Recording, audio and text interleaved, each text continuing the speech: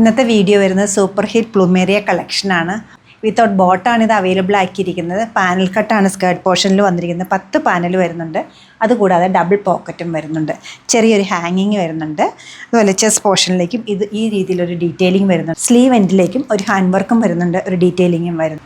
First വരുന്ന colour നല്ലൊരു ഗ്രീനാണ്. ഗ്രീനിൽ പല ഷെയ്ഡ്സ് കയറി വരുന്നുണ്ട്. അതുകൂടാതെ മെറൂണും വരുന്നുണ്ട്. ഡബിൾ പോക്കറ്റ് വരുന്നുണ്ട്. പാനൽ കട്ടാണ് വരുന്നത്.